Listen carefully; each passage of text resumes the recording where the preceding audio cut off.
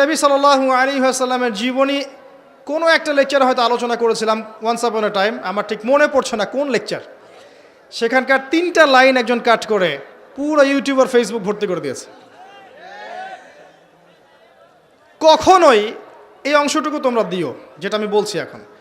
কখনোই আমার ইন্টেনশন ছিল না যে আমার দ্বারা নবী সাল্লাল্লাহু আলাইহি ওয়াসাল্লামের শানের খেলাফ কিছু হবে। বরং যদি নবীর জন্য জীবন দেওয়ার প্রশ্ন আসে, তোমার আগে আমি দাঁড়াবো ইনশাআল্লাহ।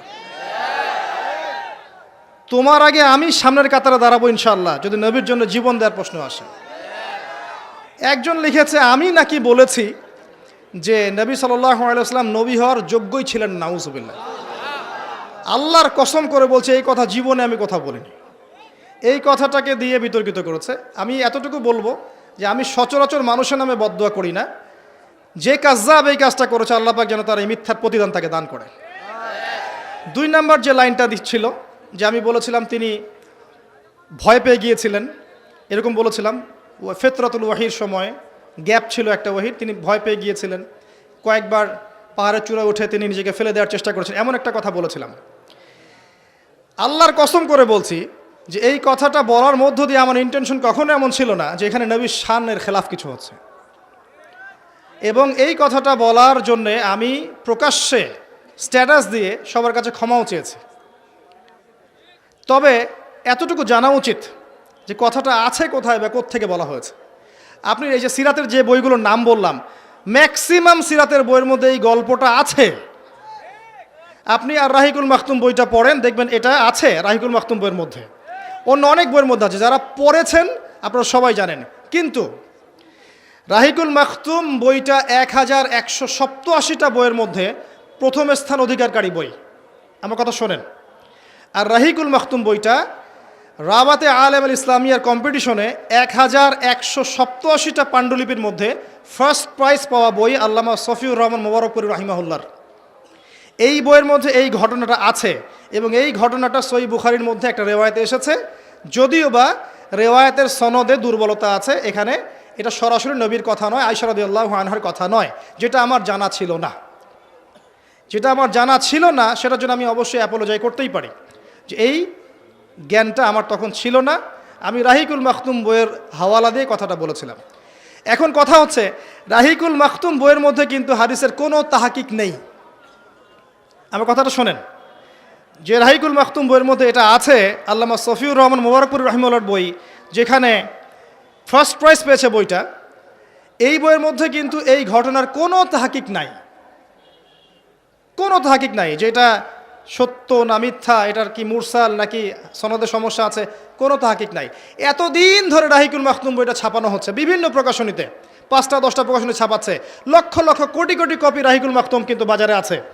কই এই প্রকাশনা সংস্থা, এই প্রচার মাধ্যম, এই যারা অনুবাদ করেছে তাদের কাউকে তো আপনি কুফরি ফতোয়া দিলেন না, তাদের কারো বিরুদ্ধে তো কোনো কথা বললেন না।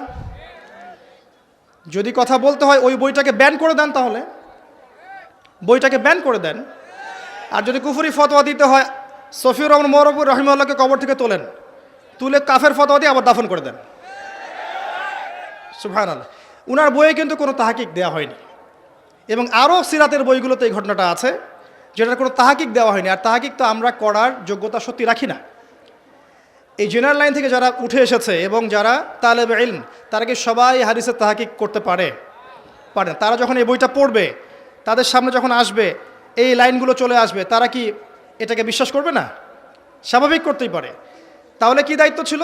যে এটাকে কাছে ডেকে নিয়ে বুঝিয়ে দেয়া যে আসলে এই হাদিসটার সনদে এই সমস্যা আছে, এখানে এই সমস্যা আছে, এখানে সমস্যা আছে, এটা থেকে ফিরিয়ে নেওয়া। কিন্তু এই কাজটা আমরা করতে পারি নাই।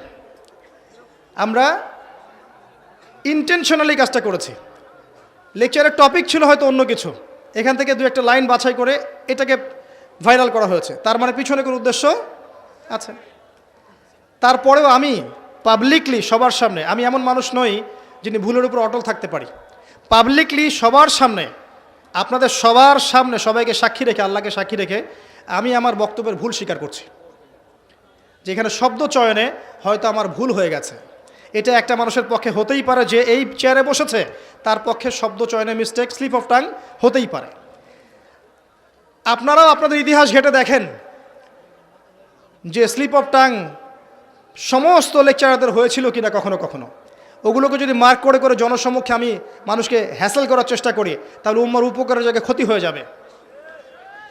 যখন নবীর উম্মত কবরে সেজদা দেয়, মাজারে সেজদা দেয়, যখন ইয়া করে বেদাতের উপর আমলগুলো করে, হারাম খায়, নবীর উম্মত যখন মায়ের খায়, তখন নবীর শানের খেলাফ কিছু হয় না? এইগুলোর এগেনস্টে কথা বলা যায় না? আমরা বিনয়ের সাথে অনুরোধ করব যে মানুষ মাত্র ভুল হতে পারে, একটা বিষয়কে নিয়ে, ইস্যুকে নিয়ে এত বেশি মাতামাতি করবেন না যে এই বিষয়গুলোকে নিয়ে কথা বলতে বলতে বলতে বলতে আমাদের সত্যিকার শত্রু যারা, এরা আরও 10টা দিন 20টা দিন এগিয়ে যায়। যতটা সময় আমরা এগুলোতে নষ্ট করি, ওই সময়গুলোতে ইসরায়েল আরও 10টা মিসাইল বানিয়ে ফেলে। মৌলিক বিষয় দিকে কাজ করুন। আল্লাহর বান্দা হিসেবে আমি আমার ভুল স্বীকার করেছি এবং এখনও করছি, যে হয়তো ওই জায়গায় ওই শব্দটা আমার বলা ঠিক হয়নি, আমার মুখ থেকে স্লিপ অফ টাং হয়ে গেছে, কিন্তু আমি কোন উৎস থেকে বলেছি এটাও বলে দিলাম।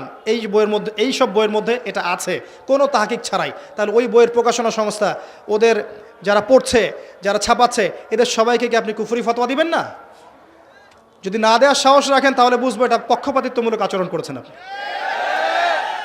আল্লাহ পাক আমাদেরকে হেদায়েত দান করুন, ঐক্যবদ্ধ হওয়ার তৌফিক দান করুন। এবং আমি যারা ভুল ধরিয়ে দিয়েছেন তাদের জন্য আমি আমার মন থেকে দোয়া করছি। যদি তারা পিতার মতো, ভাইয়ের মতো আমাকে ভুল ধরিয়ে দিয়ে থাকেন, ইনশাআল্লাহ তাআলা ভবিষ্যতে আমার পক্ষ থেকে যে কোনো ভুল হলে আমি ইমিডিয়েটলি শুধরে নেব ইনশাআল্লাহ। কারণ আমি উম্মাকে ভালোবাসি, আল্লাহকে ভালোবাসি, তার রাসূলকে ভালোবাসি, তার দ্বীনকে ভালোবাসি। বিশ্বাস করেন, দেখে নিন ইনশাআল্লাহ, যদি কোনোদিন সুযোগ আসে নবীর শানে জীবন দেওয়ার, আপনার চেয়ে আগে আমি দাঁড়াবো ইনশাআল্লাহ। পড়াশোনা করেন প্রিয় ভাই, 1 নম্বর কাজ। আর আমার সাথে আরও কিছু মানুষও দাঁড়াবে ইনশাআল্লাহ যারা সত্যিকার অর্থেই নবীকে ভালোবাসে। 2 নম্বর, জানা অনুযায়ী আমল করেন। কোন কোন সাবজেক্ট পড়তে বলেছি? কোরআন, হাদিস, ফিকহ, সিরাত, ইতিহাস, ইসলামিক অর্থনীতি, জিওপলিটিক্স, এবং জেনারেল লাইনে যারা পড়ছেন এটা পড়বেন। এরপর জানা অনুযায়ী আমল করবেন। পারবেন না? যতটুকু জানেন এই অনুযায়ী আমল করবেন। এই যে চেয়ারে বসে কথা বলছি, সবচাইতে ডেঞ্জারাস জায়গায় বসে আছি আমি যা বলছি যদি আমি আমল না করতে পারি, কালকে দেখবেন জাহান্নামে আমি চলে গেছি, নাউযুবিল্লাহ। জাহান্নাম উদ্বোধন করা হবে এমন কিছু মানুষদেরকে দিয়ে যার মধ্যে আলেমও আছে। মানুষ বড় আলেম বলবে, বড় কারি বলবে, হাফেজ বলবে, এই জন্যে জ্ঞান চর্চা করেছিল, আল্লাহ পাক জাহান্নামে দিয়ে দিবেন। এমনও মানুষ আছে জাহান্নামে নাড়ি ভুড়ি বের হয়ে যাবে, চারপাশে ঘুরতে থাকবে। মানুষ এসে বলবে, কি হয়েছে তোমার, কি আমল করেছিলে? সে বলবে, আমি কুনতু আমরু বিল মারুফ, আমি মানুষের সৎ কাজের আদেশ করতাম, কিন্তু আমি সেটা করতাম না। আমি মানুষকে অসৎ কাজ থেকে নিষেধ করতাম, আবার সেটাই নিজেই করতাম। এমন মানুষও জাহান্নামে যাবে যার দুর্গন্ধে জাহান্নামীরা টিকতে পারবে না। নবী সাল্লাল্লাহু আলাইহি ওয়াসাল্লাম বলেছেন, সে হচ্ছে এমন ব্যক্তি যে তার ইলম দিয়ে উপকৃত হতে পারে নাই, জ্ঞান অনুযায়ী আমল করতে পারে নাই। তাই যারা বসে আছে এই চেয়ারে, যারা দিন প্রচার করছে, তাদের আরও তাকওয়াবান হওয়া উচিত, মুত্তাকি হওয়া উচিত, জানা অনুযায়ী আমল করা উচিত। আল্লাহর আসনে বসে কাউকে জাজ করা উচিত না। ফালা তুযাক্কু আনফুসাকুম ওয়া আ'লামু বিমান ইত্তাকা, তোমরা নিজেদেরকে নিয়ে আত্মপ্রশংসা করো না, আল্লাহ ভালো জানেন কে তোমাদের মধ্যে তাকওয়াবান। অতএব জানা অনুযায়ী আমল করার চেষ্টা করি। আল্লাহ আমাকে তৌফিক দেখ, আল্লাহ পাক আপনাদের সবাইকে তৌফিক দান করুন। এর জন্য সবচেয়ে সহজ বুদ্ধি হচ্ছে 24 ঘন্টায় নবী সাল্লাল্লাহু আলাইহি ওয়াসাল্লামের সুন্নতের উপর আমল করা। পারবেন না ইনশাআল্লাহ? ইনশাআল্লাহ। একমাত্র ব্যক্তি যে আপনার জন্য কেঁদেছে, আপনাকে ভাই বলেছে, হাউজে কাউসারে দাঁড়িয়ে থাকবেন আপনার জন্য পানির গ্লাস হাতে নিয়ে, যিনি আপনার জন্য সুপারিশ করবেন, আল্লাহর কাছে সেজদায় পড়ে যাবেন, কবিরা গুনাহগার মুসলিমদেরকে সুপারিশ করে জান্নাতে নিয়ে যাবেন, একমাত্র মানুষ মুহাম্মদুর রাসূলুল্লাহ সাল্লাল্লাহু আলাইহি ওয়াসাল্লাম। তার সুন্নত 24 ঘন্টা মেনে চলেন, আল্লাহ পাক তৌফিক এনায়েত করুন। এরপরে হালাল রিজিক খান, হারামে যায়েন না, সুদ ঘুষ দুর্নীতি আত্মসাতে যায়েন না, ছোট্ট হালাল রিজিকে থাকেন, আল্লাহ বরকত দিবে ইনশাআল্লাহ। হালাল রিজিকের ব্যবস্থা হয়ে গেলে নেককার স্ত্রীকে বিয়ে করেন, আদর্শ ইসলামিক পরিবার গড়ে তোলেন, পরবর্তী প্রজন্মকে ইসলামের জন্য গড়ে তোলেন ইনশাআল্লাহ। এরপরে আপনাকে আল্লাহ পাক যা দিয়েছেন, জান মাল সময় শ্রম, এগুলোকে কাজে লাগিয়ে দিনটাকে একটু একটু করে এগিয়ে নিয়ে যাওয়ার চেষ্টা করেন। ক্ষুদ্র ক্ষুদ্র প্রচেষ্টা ইনশাল্লাহ দেখবেন আগামীতে ইসলামের বড় বিজয় নিয়ে এসে দেবে ইনশাআল্লাহু আযজা ওয়া জাল্লা। আর সবশেষ কথা হচ্ছে ফিজিক্যালি ফিট থাকেন, শরীরের যত্ন নেন, মনের যত্ন নেন, টেকনোলজি থেকে দূরে থাকার চেষ্টা করেন। এত বেশি ফেসবুকিং করবেন না, এত বেশি ইউটিউবিং করবেন না। মাথাটাকে রিল্যাক্স দেন, চিন্তা করার টাইম দেন, প্রকৃতির সাথে মেশেন, ঠিক আছে? পড়াশোনা করেন, মানে যান্ত্রিক হয়ে যাবেন না, মানুষ হন। আরও কাজ আছে, আপনি ভালো খাবার খাওয়ার অভ্যাস করেন, ম্যানুফ্যাকচার্ড খাবারগুলো ত্যাগ করে দেন। আপনাকে আল্লাহ যে সম্পত্তি দিয়েছেন এই সম্পত্তিগুলো জাকাত আদায় করেন, সম্পত্তিগুলোকে সাস্টেইনেবল অ্যাসেটে পরিণত করেন। এই শব্দটা কঠিন হয়ে গেছে মনে হয়। এমন রূপ দেন সম্পত্তিটাকে যেটার মান কখনো কমে যাবে না। আপনি যদি জমি কিনে রাখেন মান কমে যাবে? বাড়বে। যে একটু গোল্ড রেখেছেন এই গোল্ডের মানটাকে কমবে? বাড়বে। একটু রূপা রেখেছেন এই রূপার মান কমবে না বাড়বে? ইনশাল্লাহ বাড়বে। কিন্তু আপনি যদি তেজপাতায় রেখে দেন মান পড়ে যাবে, আপনি শ্রম হারাবেন, আপনি শ্রম হারাবেন, আপনি মূল্য হারাবেন।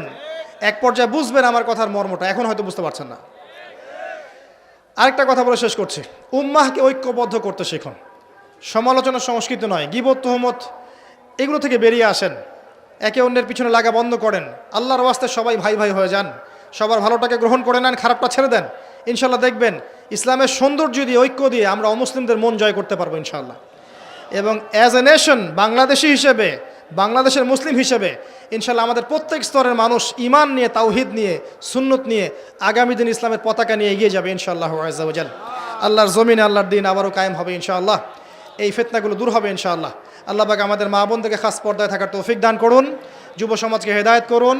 আল্লাহ পাক আমাদের যুবক ভাইদেরকে ভালো করে পড়াশোনা করার তৌফিক দান করুন, উলামায়ে কেরামের মধ্যে ঐক্য দান করুন। আল্লাহ পাক আমাদেরকে তাওহীদ ও সুন্নায় থাকার তৌফিক দান করুন, হালাল রিজিক খাওয়ার তৌফিক দান করুন। আকুলু কওলি হাযা আস্তাগফিরুল্লাহ ওয়া লাকুম ওয়া লিসাইরিল মুসলিমিন। বারাকাল্লাহু লানা ওয়া লাকুম বিলায়াতিল হাকীম।